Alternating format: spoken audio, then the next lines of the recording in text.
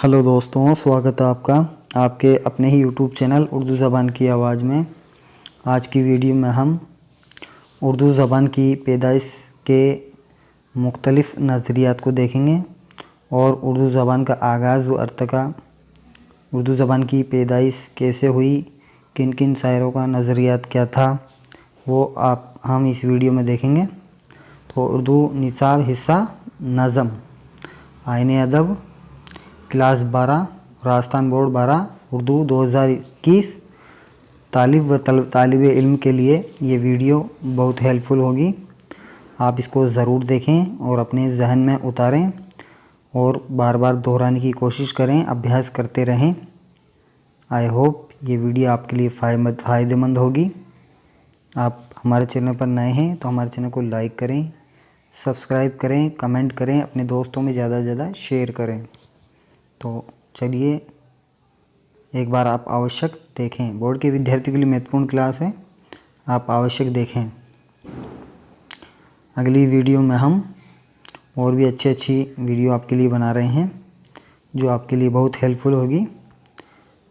आपके लिए जो है हर मुमकिन कोशिश की जाएगी। उर्दू ज़बान की पैदाइश से मुख्तलिफ़ नज़रियात ये हम देखेंगे। दबस्तान दिल्ली ये आपके सिलेबस से हटा दिया गया है। इसके अलावा हम दबस्तान लखनऊ देखेंगे, फोर्ट विलियम कॉलेज की अदबी खिदमात और अलीगढ़ तहरीक को भी आपके सिलेबस से हटा दिया गया है। दो सिंफ को हटा दिया गया है, एक तो दबस्तान दिल्ली और अलीगढ़ तहरीक। इसके बाद हम दबस्तान लखनऊ को देखेंगे और फोर्ट विलियम कॉलेज की अदबी खिदमात।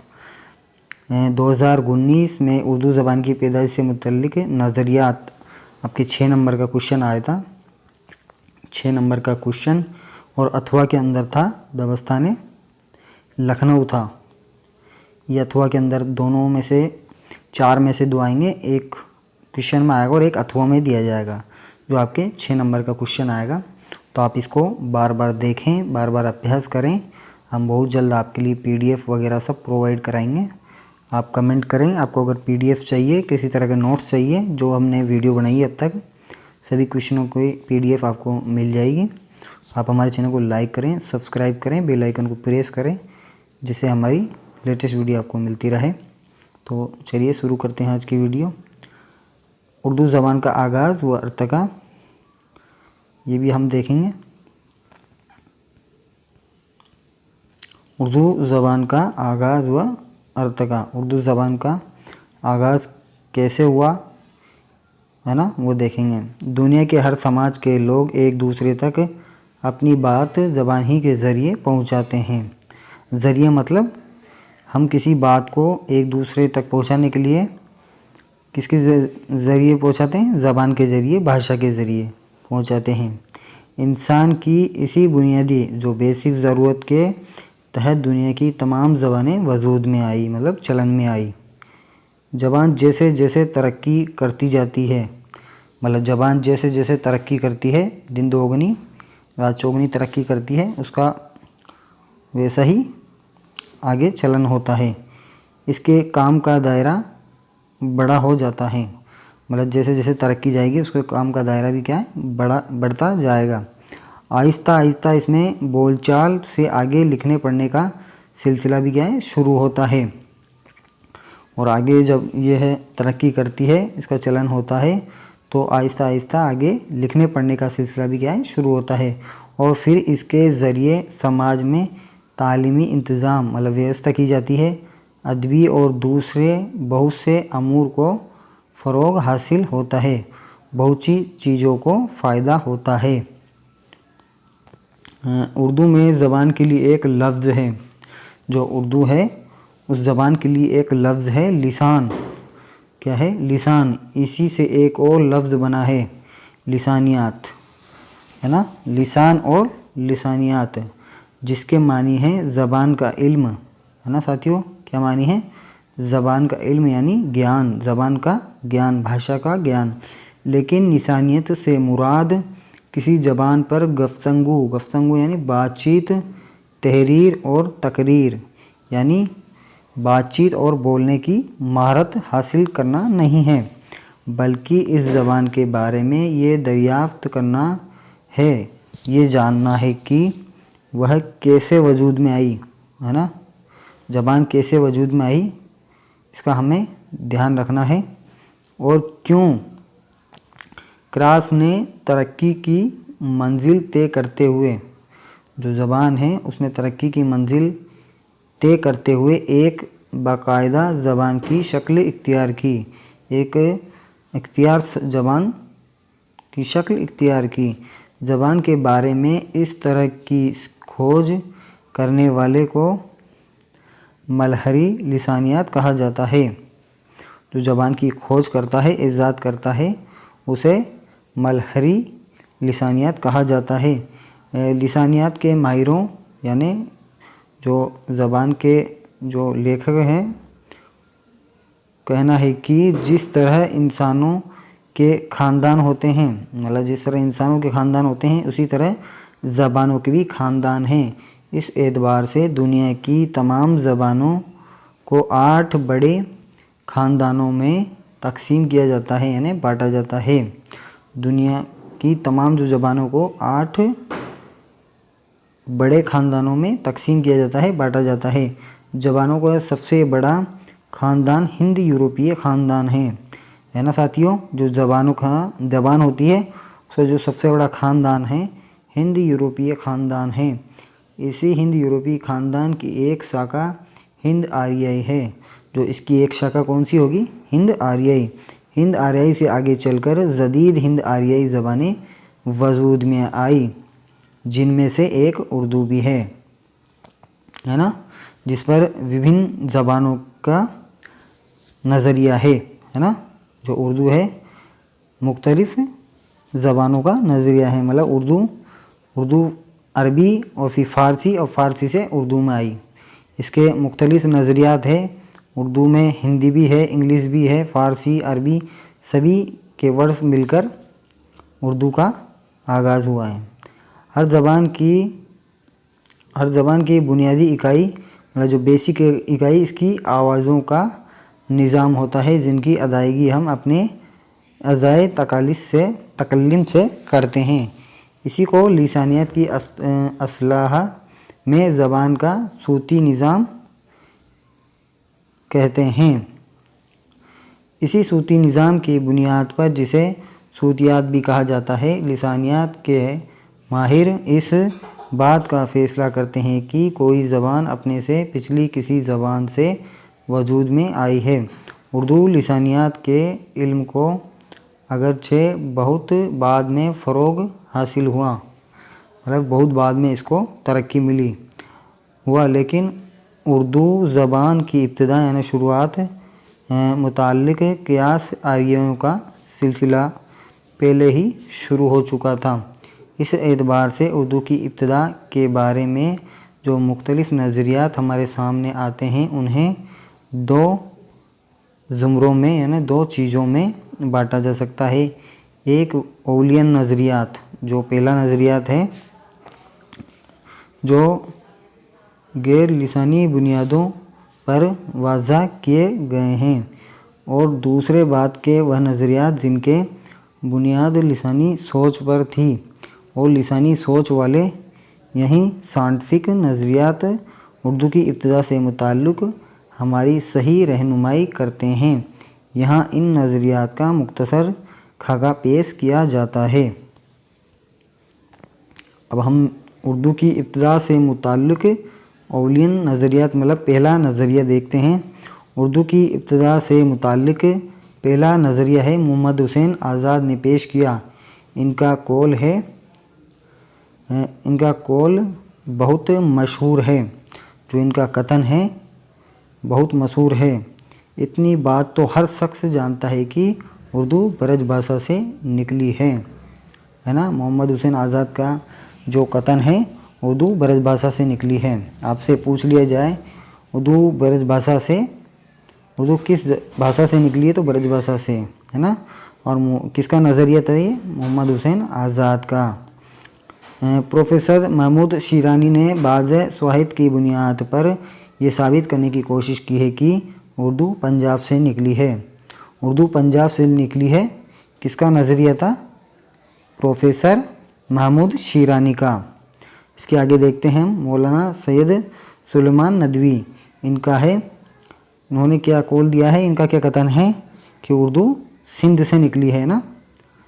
इनका नज़रिया, इन्होंने उर्दू की इब्तिदा का सिलसिला सिंध से जुड़े हुए इसका ताल्लुक़ सिंध में मोहम्मद बिन कासिम से मिलाने की कोशिश की है। इसके अलावा चौथा नज़रिया हम देखते हैं। चौथा नज़रिया ये कि उर्दू गुजरात में पैदा हुई।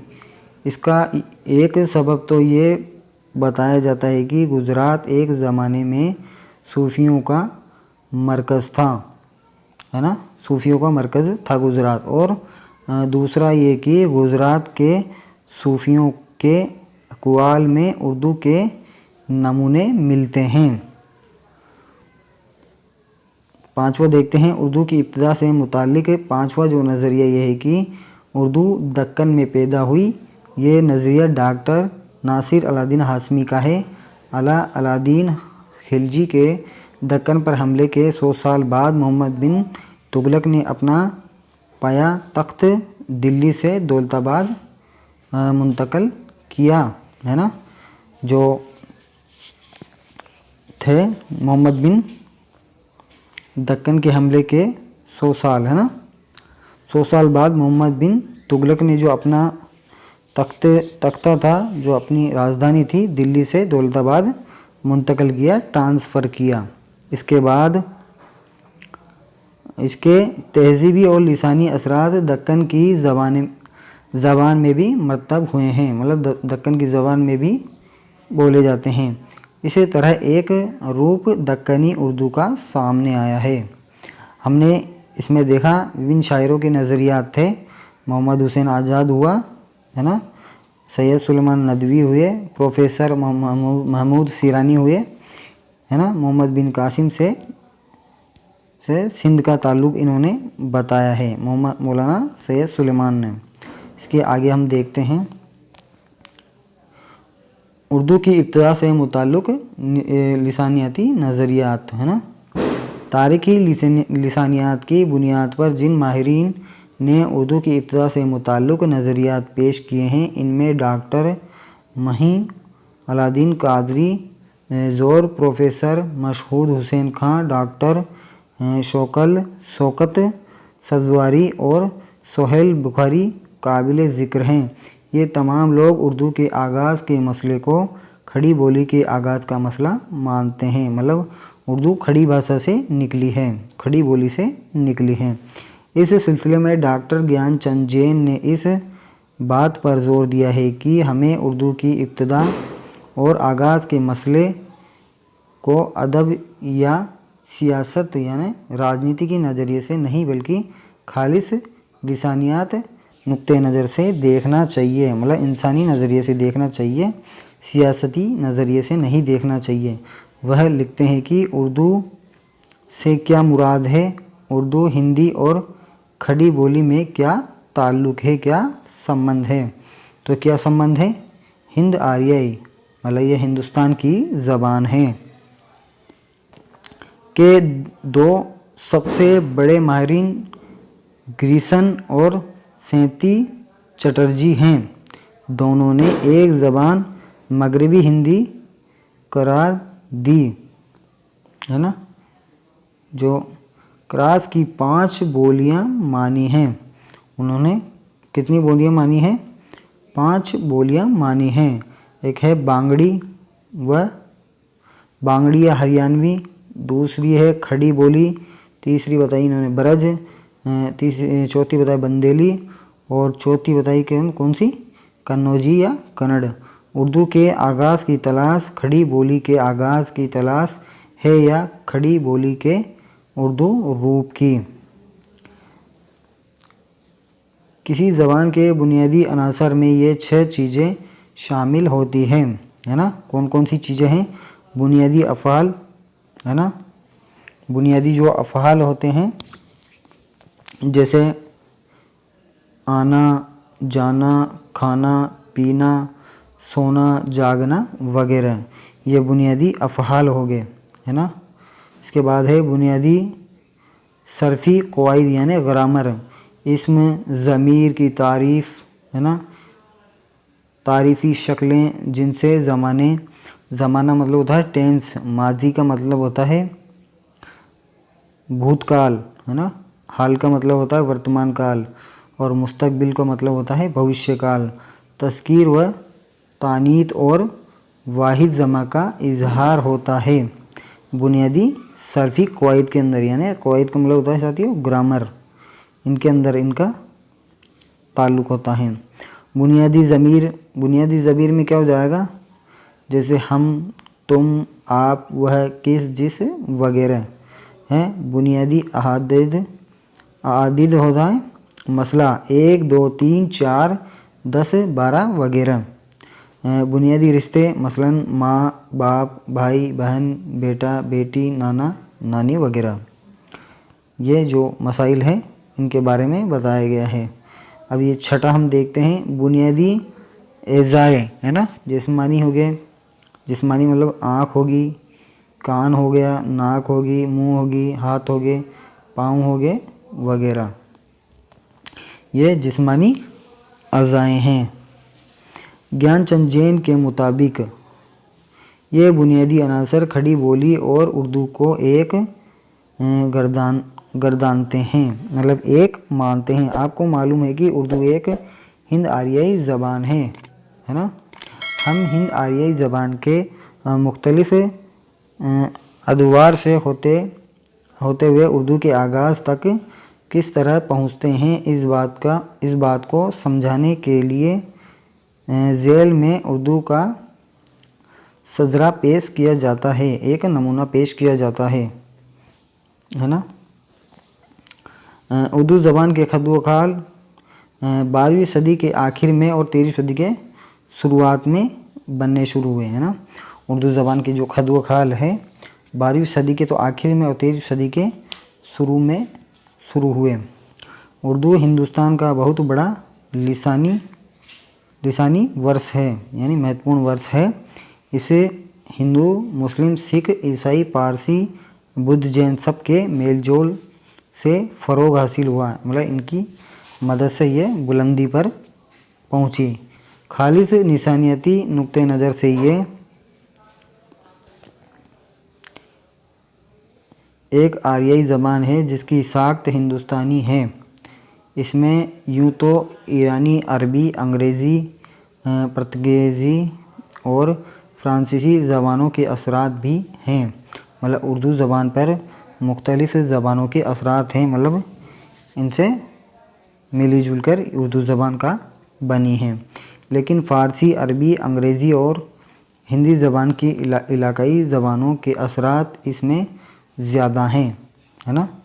जैसे अंग्रेज़ी हुई, हिंदी हुई, है ना, अरबी हुई, फ़ारसी हुई, इनके असरात उर्दू में ज़्यादा हैं। इसी वजह से इस ज़बान में इजहार की वसअत पैदा हुई और ये हमारी कौमी और लिसानी तहज़ीब की अलामत बन गई।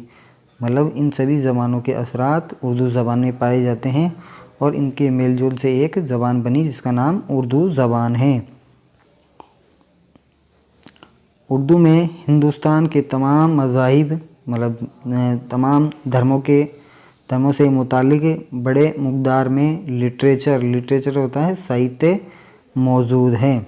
मतलब उर्दू में हिंदुस्तान की जो तमाम जो धर्म हैं उससे मुतालिक बड़े मकदार में साहित्य मौजूद है। मुख्तलिफ़ मज़हब की मुक़द्दस किताबें, है ना, विभिन्न धर्मों की किताबें के उर्दू में क्या है तर्जुमे किए गए, अर्थ निकाला गया है, मौजूद हैं। जिनमें कुरान से लेकर इंजील हुई, रामायण हुई, महाभारत, गुरु ग्रंथ साहब के तर्जुमे भी हैं। मतलब इन सभी धर्मों की किताबों के तर्जुमे उर्दू में किए जा चुके हैं। और इसके अलावा है और बुद्ध मत है और जैन मत से मुतालिक भी बहुत सा लिटरेचर यानी साहित्य मिलता है। उर्दू एक हिंदुस्तानी ज़बान तो है, एक जदीद रहनुमाई आरियाई ज़बान होने के नाते इसका रिश्ता संस्कृत के साथ भी उतना ही गहरा है जितना हिंदी का या दूसरी आरियाई ज़बानों का है। साथियों, ये थी हमारी आज की वीडियो नंबर 12। आज हमने हिस्सा नज़म में से हमने उर्दू ज़बान की पैदाइश से मुताल्लिक़ जो सवालात किए हैं, ये आपके बोर्ड एग्ज़ाम में 6 नंबर का आएगा। इसके अलावा हम फोर्ट विलियम कॉलेज और लखनऊ देखेंगे, है ना। अलीगढ़ तहरीक को हटा दिया गया है आपसे, और दबस्तान दिल्ली को हटा दिया गया है। अलीगढ़ तहरीक को भी हटा दिया गया है, और दबस्तान लखनऊ हम देखेंगे, फोर्ट विलियम कॉलेज देखेंगे। इसके बाद हम गज़ल, नज़म ये सभी देखेंगे। ये सभी 6 नंबर की होगी। और जैसे जैसे आप हमारे चैनल को लाइक करेंगे, हमें आपसे प्रेरणा मिलेगी, हम और मजबूती के साथ और अच्छी तरह से वीडियो बनाएंगे। आप हमारे चैनल पर बने रहिए, हमारे चैनल को लाइक करिए, सब्सक्राइब करिए और बेल आइकन को प्रेस करिए, जिससे हमारी लेटेस्ट वीडियो आपको मिलती रहेगी। उर्दू ज़बान के बारे में हमें मुख्तलिफ़ बातें भी जानना चाहिए। जैसे उर्दू ज़बान का आगाज़ 13वीं सदी के शुरू में हुआ, है ना। उर्दू के जो पहले शायर हैं अमीर खुसरो को माना जाता है। जो उर्दू ज़बान है, उर्दू ज़बान के उर्दू इस ज़बान का लफ्ज़ है तो तुर्की ज़बान का लफ्ज़ है ना साथियों। उर्दू किस ज़बान का लफ्ज़ है? तुर्की ज़बान का लफ्ज़ है उर्दू। ये भी हमें ध्यान रखना चाहिए। अमीर खुसरो उर्दू के पहले शायर माने जाते हैं। तो दोस्तों, ये थी हमारी वीडियो। इसके अलावा हम सवाना निगारी देखेंगे इन शायरियों की, जैसे गालिब है ना, और भी शायर हैं, उन सबकी सवाना निगारी भी हम देखेंगे। तो आप हमारे चैनल पर बने रहें, हमारे चैनल को लाइक करें, सब्सक्राइब करें, बेल आइकन को प्रेस करें, जिससे हमें लेटेस्ट वीडियो आपको मिलती रहे। Thank you for watching this video. धन्यवाद। मिलते हैं अगली वीडियो में, तब तक के लिए बाय।